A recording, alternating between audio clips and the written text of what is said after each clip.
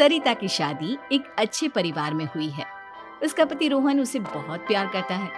घर में उसकी सास शांति और ननद मीनाक्षी भी है, जो सरिता के किसी काम में दखल अंदाजी नहीं करती। लेकिन फिर भी सरिता को ऐसा लगता है कि दुनिया की सबसे ज्यादा बेचारी बहू वही है और सबसे ज्यादा अत्याचार उसी पर हो रहा है।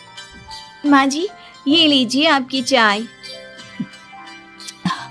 अरे बहू, तूने इतनी ज्यादा चीनी क्यों डाल दी चाय में?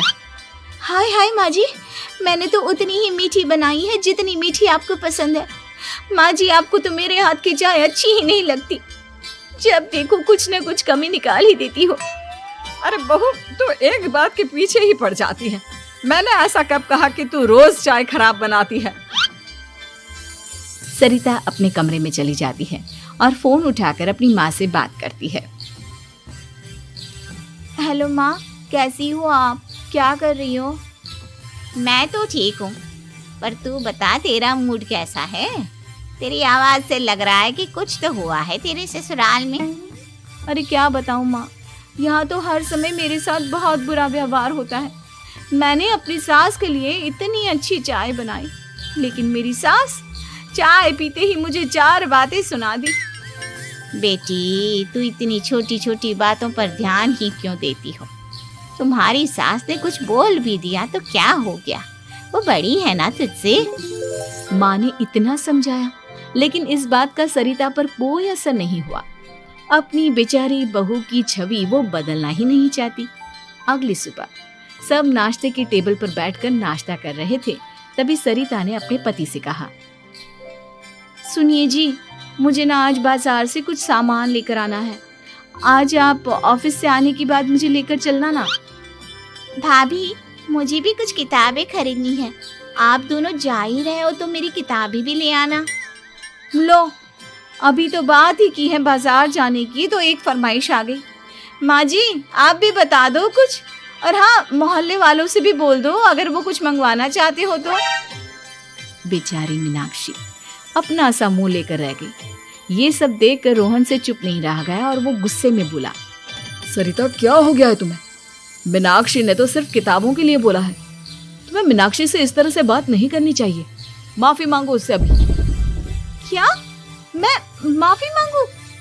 दिन भर आपके घर के काम करूं मैं, आपकी और आपके घर वालों की बातें सुनूं मैं, और अब माफी भी मैं मांगू? ऐसा कभी नहीं हो सकता। ये बोलकर सरिता वहां से चली जाती है। एक दिन उनकी पड़ोसन घर आती है। अरे सरिता, क्या कर रही है? और क्या करूंगी भाभी जी, बस घर का काम ही कर रही हूँ। आप बताओ कैसे आना हुआ? अरे मैं तो तुम्हारा हालचाल पूछने आई थी, लेकिन तुम तो बिजी लग रही हो। कोई बात नहीं, मैं बाद में आ जाऊंगी। और क्या करूँ भाभी जी, जब से शादी होकर आई हूँ ना, बस काम ही कर रही हूँ। और इस घर में ना कोई मेरी कदर नहीं करता। पति है जो बस घर से ऑफिस, ऑफिस से घर। ननद को तो कॉलेज से फुर्सत नहीं। बची सास तो उनका सारा समय मेरी गलतियां निकालने में लग जाता है। अरे ये क्या कह रही हो सरिता? तुम्हारी सास तो पूरे मोहल्ले में तुम्हारी तारीफ करती फिरती है कि तुम बहुत अच्छी हो, पूरा घर तुम्ही ने संभाल रखा है। हाँ तो क्या हुआ? इसमें गलत क्या कहती है? सच्ची तो कहती है। मेरी मर्जी के बिना इस घर का पत्ता भी नहीं हिलता। शाम को जब रोहन घर आया तो उसने सबसे कहा, कल हम सबको मौसी जी के घर जाना है। उनकी बेटी की शादी है। सब अपनी अपनी पैकिंग कर लो, सुबह होते ही निकल जाएंगे।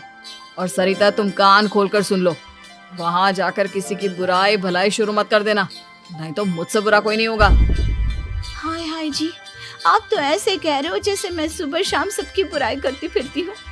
आज तक कोई कह नहीं सकता कि मैंने किसी की पीठ पीछे किसी के बारे में कोई बुरी बात बोली हो तो। अरे बस बहू, बात को और ज्यादा आगे मत बढ़ा। हमें सब पता है तो हमारे साथ क्या व्यवहार करती है। ये बात घर तक रखना, शादी में किसी को कुछ मत बोलना, नहीं तो सब कहेंगे कि शांति की बहू कितना बोलती है। हाँ हाँ, सब कुछ तो मैं ही बोलती हूँ ना। आप लोग तो हर समय फूलों की बारिश करते रहते हो मेरे ऊपर। सारी गलती मेरी है जो मैं इस घर में आई। सबका कितना ध्यान रखती हूँ, लेकिन फिर भी मेरी तो आप लोगों की नजर में कोई कदर ही नहीं है। अगली सुबह सब लोग मौसी जी के घर पर चले जाते हैं।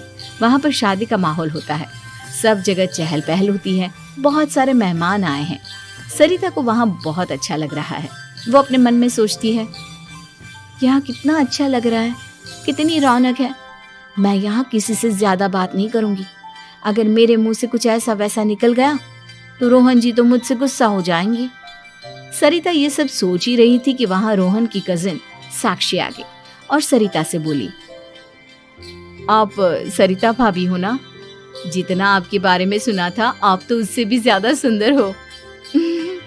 हाँ वो तो है, मेरी सुंदरता की तारीफ सब करते हैं। मेरे मायके में तो सब यही बोलते हैं कि रोहन जी की किस्मत बहुत अच्छी है जिन्हें मैं मिली। लेकिन आप कौन है? मैंने आपको पहचाना नहीं। मैं रोहन भैया की कजिन हूँ। आपकी शादी पर नहीं आ पाई थी ना, इसलिए आप मुझसे मिली नहीं कभी। शांति मौसी और मीनाक्षी आपकी बहुत तारीफ करते हैं। क्या कहा तुमने? मेरी तारीफ? कभी नहीं। मेरे ससुराल वाले कभी मेरी तारीफ कर ही नहीं सकते। मैं इतनी अच्छी हूँ, मेहनती हूँ, लेकिन उन्हें तो मेरी कदर ही नहीं। सारा दिन घर का काम करती हूँ, फिर भी मेरी सास ना मुझे सुनाती रहती है, और पति भी मेरी सास की साइड लेते हैं। ना कभी बाहर ले जाते हैं, ना कहीं घुमाने।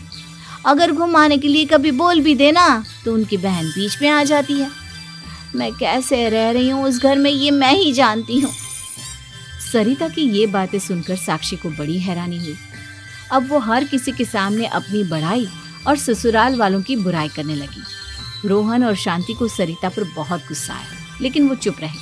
अगले दिन जब वो अपने घर पर आए, सरिता, तुमने क्यों सबके सामने मेरी इज्जत का तमाशा बनाया? तुमसे बोला था ना कि चुप रहना। अजी ऐसा भी क्या कह दिया मैंने जो इतना भड़क रहे हो? तुम जहाँ जाती हो अपना रोना शुरू कर देती हो। कभी किसी दूसरे की बात ही नहीं सुनती, बस अपनी कहती रहती हो। तुमने सबके सामने हमारा तमाशा बनाकर रख दिया है। हे भगवान, मुझे अपने पास बुला ले। जिस घर में मेरी कदर ही नहीं, उस घर में मेरा क्या काम? अरे क्या करूंगी मैं यहाँ रहकर? जो भी आता है मुझे सुनाकर चला जाता है। मैं तो किसी से कुछ नहीं कहती। सीधी सादी बहू मिल गई है ना सबको, तो जो जी में आए वो करो। सरिता ने अपने आगे किसी को कुछ बोलने ही नहीं दिया, और उस दिन भी उसने सबके सामने खुद को बेचारी बना ही दिया। अगले दिन मीनाक्षी कॉलेज के लिए लेट हो रही थी, इसलिए वो हर काम जल्दी जल्दी कर रही थी। अपना नाश्ता लेने किचन में गई और पतीले में रखे गरम दूध को गिलास में डालने लगी। दूध का पतीला उसके हाथ से छूट गया और गरम गरम दूध उसके हाथ पर गिर गया। ओए माँ, हाय मेरा हाथ, माँ मेरा हाथ जल गया। मीनाक्षी की आवाज सुनकर सरिता दौड़ती हुई आई। ये क्या किया तुमने? तुम्हें नाश्ता चाहिए था तो मुझसे बोल देती, मैं क्या मना कर देती? अब पता नहीं कितने दिन की मुसीबत पाल ली तुमने। सरिता मीनाक्षी को उसके कमरे में ले गई और उसका बहुत ख्याल रखा। उसका इस तरह से ख्याल रखना शांति और रोहन को थोड़ा अजीब लगा। माँ, सरिता के दिमाग का भी कुछ पता नहीं। कल शादी में सबको इतना कुछ बोल कर आई है हमारे बारे में, और अब मीनाक्षी की कितनी अच्छी देखभाल कर रही है। ये ऐसा क्यों करती है? बेटा, तेरी बीवी की ना आदत हो गई है सबके सामने खुद को बेचारी दिखाने की, और आदत इतनी जल्दी नहीं बदलती। जब ये बोलना शुरू करती है तो रुकने का नाम ही नहीं लेती, इसलिए इसे पता ही नहीं चलता कि ये किसके सामने क्या बोली जा रही है। लेकिन दिल की बहुत अच्छी है। हमें भी अपना दिल बड़ा करके ये जैसी है इसे स्वीकार करना चाहिए।